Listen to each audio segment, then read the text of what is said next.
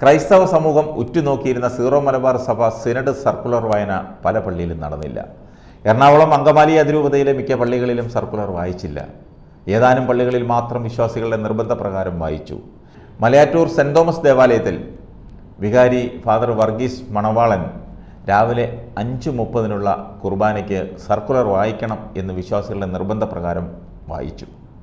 ഇടവകയിലെ സർക്കുലർ വായിക്കണം എന്ന ആവശ്യം ദിവസങ്ങൾക്ക് മുൻപേ വികാരിയച്ഛനെ അറിയിച്ചിട്ടും തിരസ്കരിച്ച് സർക്കുലർ വായിക്കാതെ ജനാഭിമുഖ കുർബാന മാത്രം ചൊല്ലുമെന്ന് വാശി പിടിച്ച് 5:30 തുടങ്ങേണ്ട കുർബാന വളരെയേറെ വൈകിപ്പിച്ചു. ഒടുവിൽ ക്രമസമാധാന പാലനത്തിന് എത്തിയ പോലീസ് ഉദ്യോഗസ്ഥരുടെ സാന്നിധ്യത്തിൽ വിശ്വാസികൾ ആവശ്യപ്പെട്ട പ്രകാരം വികാരി സർക്കുലർ വായിക്കുകയും കുർബാന അർപ്പിക്കുകയും ചെയ്തു. പല പള്ളികളിലും അവസ്ഥ ഇതായിരുന്നു. മിക്ക പള്ളികളിലും വിശുദ്ധ കുർബാന നടത്തിയത് തന്നെ പോലീസ് കാവലിലായിരുന്നു. എന്തൊരു ഗതികേടാണ്!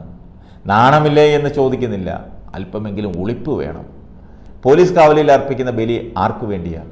ആ ബലി ആര് സ്വീകരിക്കും?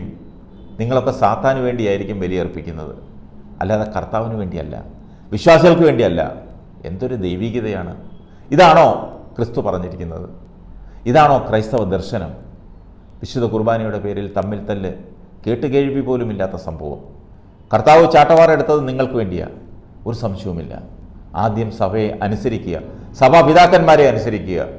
സഭയുടെ വിശ്വാസത്തിൻ്റെ ആഘോഷം ആയ ആരാധനാക്രമത്തെക്കുറിച്ച് നിങ്ങൾ എന്താണ് കരുതിയിരിക്കുന്നത്? പൗരസ്ത്യ സഭകളുടെ വിശ്വാസ പ്രഘോഷണത്തിന് ഒരു അടിസ്ഥാനമുണ്ട്. അതാണ് പൗരസ്ത്യ ദൈവശാസ്ത്രം എന്ന് പറയുന്നത്. ഇത് പൗരസ്ത്യ സഭയ്ക്ക് മാത്രം അല്ല, ലത്തീൻ സഭയ്ക്കുമുണ്ട്, അതായത് പാശ്ചാത്യ സഭയ്ക്കുമുണ്ട്.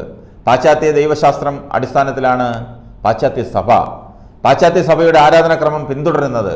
കുറച്ച് വിമതന്മാർ മസിൽ പിടിച്ച് കാണിച്ചാൽ മാർപ്പാപ്പയ്ക്ക് പോലും മാറ്റം വരുത്താനാവുന്നതല്ല സഭയുടെ ആരാധനാക്രമം.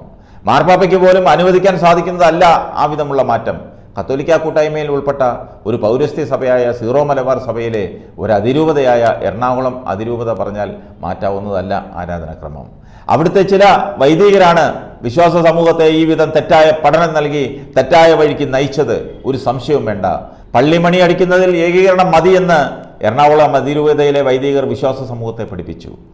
വിശുദ്ധ കുർബാന ഉൾപ്പെടെ സഭയിലെ എല്ലാ കൂദാശകളും വെറും ഷോ ആണെന്ന് എറണാകുളം അതിരൂപതയിലെ വൈദികർ അവിടുത്തെ വിശ്വാസ സമൂഹത്തെ പഠിപ്പിച്ചു എന്നാണ് ഒരു വിശ്വാസിയുടെ സാക്ഷ്യം.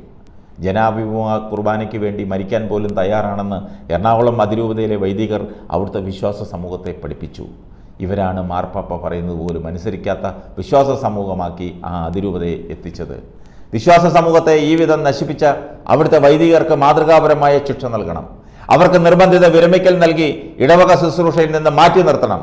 ഒപ്പം എറണാകുളം അതിരൂപതയിലെ വിശ്വാസ സമൂഹത്തിന് ബോധവൽക്കരണം നൽകണം.